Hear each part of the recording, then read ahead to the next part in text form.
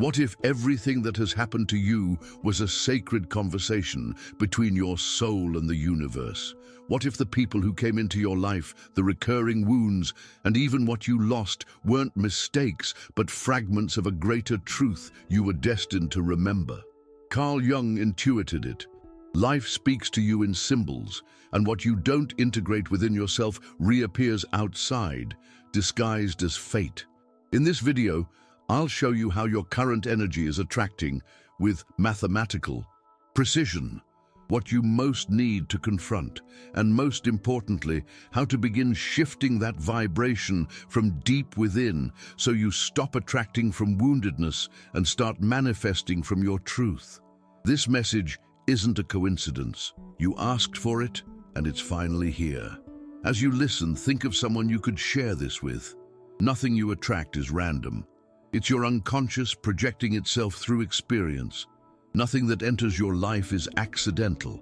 Not the intense relationship that left you empty, the job where you're undervalued, or the person who reappears in different forms and names but carries the same wound. It's no coincidence. It's a call, a reflection, the language your soul uses to show you what you've refused to see. Carl Jung said it with brutal clarity. What you resist persists. What you accept transforms you. What you haven't integrated within yourself will manifest outside again and again until you awaken. This isn't about bad luck, unbreakable patterns, or blocked energy. It's far deeper. Your unconscious is projecting into the world what your conscious mind hasn't yet been able to hold. Every experience, person, or repeated situation is a vibrational mirror of what you've yet to integrate. Life story. The repeating experience isn't karma. It's a call to look inward. Andrea, 40 years old, 3 different relationships, 3 similar breakups. 3 times she felt used, abandoned, invisible. She changed cities, environments, and types of men. She read books, went to therapy, but still ended up in the same emotional place, feeling unchosen. One day, after the pain of her 3rd breakup, she asked the right question. What part of me keeps attracting this? That's when her true awakening began. She didn't have bad luck in love. Her soul kept summoning these experiences to reveal the same root. Her unconscious belief that she didn't deserve love without pain. It wasn't a coincidence. It was her unconscious screaming, until you integrate your internal abandonment, you'll keep attracting those who mirror it. Life isn't linear. It's symbolic, vibrational, divine. God isn't punishing you. He's speaking to you, guiding you, repeating lessons disguised as situations. He's holding you even in the pain, because that's where your shadow longs to be seen. Jung spoke of projection as an unconscious act, but also as a spiritual opportunity. When you see externally what you've refused to accept internally, you gain the sacred chance to transform. So today, I tell you, what's happening to you isn't coincidence. It's synchronicity, a mirror, energy vibrating in tune with your inner state. If you're attracting emptiness, rejection, scarcity, or confusion, it's not because you're failing. It's because something within you hasn't been embraced, seen, or integrated. Until you do, you'll keep seeing externally what you refuse to face internally. Why you attract. What you don't understand, your mind might affirm, I deserve love. I'm ready for the best. I don't want to repeat the same patterns. But if your deepest vibration remains anchored in fear, guilt, or self-doubt, that's what the universe will respond to. Not your words, but your true frequency. The unconscious doesn't obey logic or willpower. It obeys your emotional truth. If you carry a silent fear of abandonment, repressed anger from childhood, or an unconscious need for validation, the universe will translate this into experiences, relationships, rejections, and repetitions. You don't attract from your mind, you attract from your emotional field. Your energy isn't defined by your posts, affirmations, or mirror pep talks. It's built by what you carry when no one's watching. The unhealed wounds, the hidden parts still vibrating within you. The emotional field doesn't lie. It's an invisible yet utterly real language. Those who connect with you feel it, even if they can't explain it. Real life story, wanting love from a wound that rejects it. Mariella, 36 years old. She worked on her self-esteem, meditated, went to therapy, and wanted a healthy relationship. When someone with good energy finally approached her, she self-sabotaged, distrusting, closing off, nitpicking until she pushed them away. She asked, "Why do I push away what I say I want?" The answer wasn't in her desire, it was in her vibration. Her energy emitted fear, a deep fear of trust, dependency, and being seen and rejected again. Though she consciously desired a healthy relationship, her inner wound whispered, "I'm not ready to open up. I can't hold love if I can't hold myself." How to identify? If you're emitting from your wound, you ask for reciprocity, but give more than you receive. You say you deserve respect but tolerate crumbs. You preach self-love but emotionally abandon yourself to avoid conflict.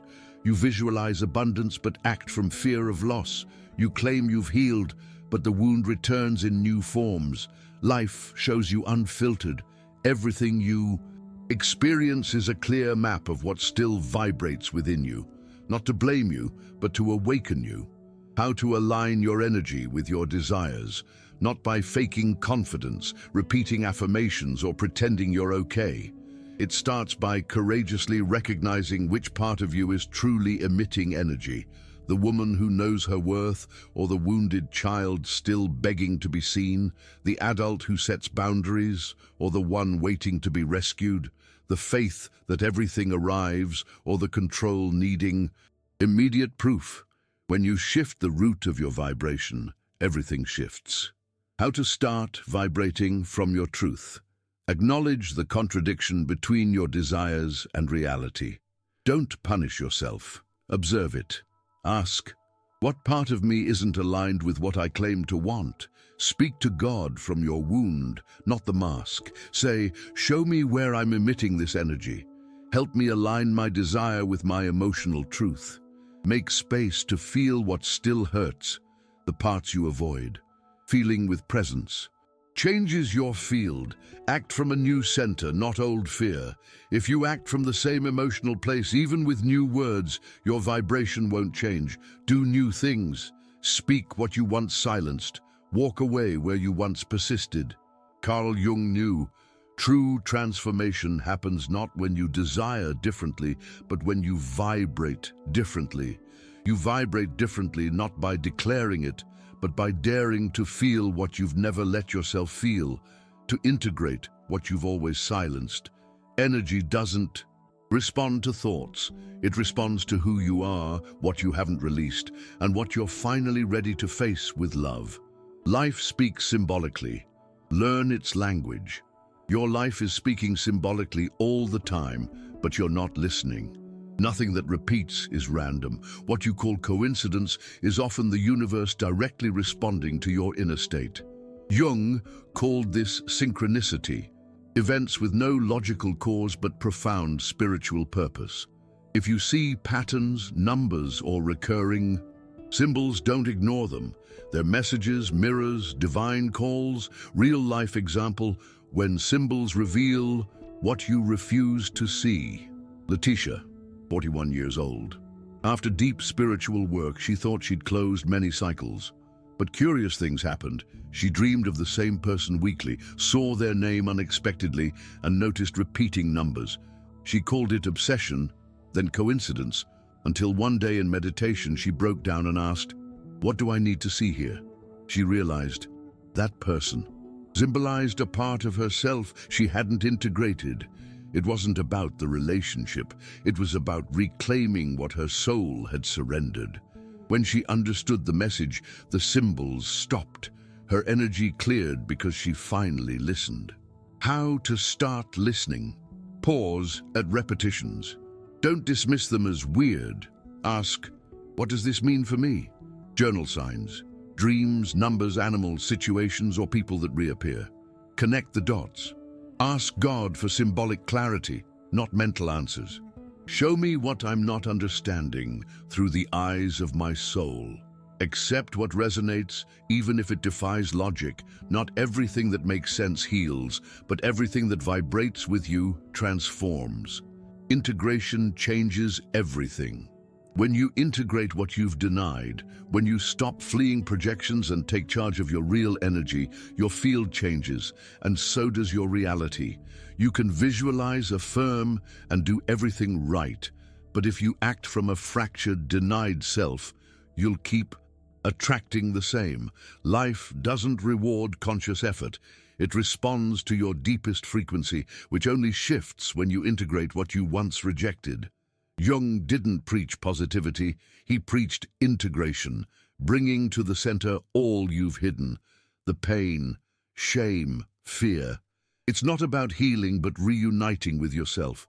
When you stop fragmenting to survive and embrace your wounded child, shadow and pain, your energy unifies. Unified energy cleanses, and what vibrates in harmony arrives effortlessly. Real-life story. When attraction stops being suffering. Laura, 39 years old. For years she wanted healthy love but attracted confusing, cold partners. She did everything, affirmations, manifestation exercises, but nothing changed. In therapy, her guide asked, "What part of you doesn't want real love?" She resisted, then understood. A deeper part associated love with abandonment. Until she acknowledged it, her energy kept attracting the same. She stopped seeking and started feeling, crying unmet tears, releasing pride, owning her need to be seen. Her field changed. Months later, she met someone, not from emptiness but from peace. What integration feels like. Repetitive drains stop. Relationships that mirrored your wounds fade. New emotional clarity emerges. Your body no longer feels threatened. You attract not from fear of loss, but from wholeness. I've found myself. Integration feels like rest, a soul-deep exhale. A part of you says, "Thank you for stopping the chase. Thank you for seeing me. I no longer need chaos to be seen. I can be at peace." Carl Jung said wholeness isn't perfection, it's totality. Totality comes when you embrace your shadow as devoutly as your light. Then you no longer attract to heal, you attract because your energy is ready to love without fleeing, create without fear, receive without struggle, and live without filling voids. Your energy no longer begs, pleads, or seeks signs. It emits such coherent presence that what doesn't match falls away. And what does simply arrives. If you've made it here, it's no coincidence. It's a synchronicity. Your soul is tired of repeating, attracting from wounds and fear. You're finally ready to look inward, not to blame, but to reunite. Declare this phrase in the comments as an anchor of your new vibration. I no longer attract from pain. Now I vibrate from my truth. Do it as a decree, a testimony, a signal to the universe that you're done repeating. You're ready to integrate and attract only what resonates. If this video helped you, do what someone with a strong mindset would. Share it, give it a like, it's free, and subscribe. Now, watch the video on your screen to advance further.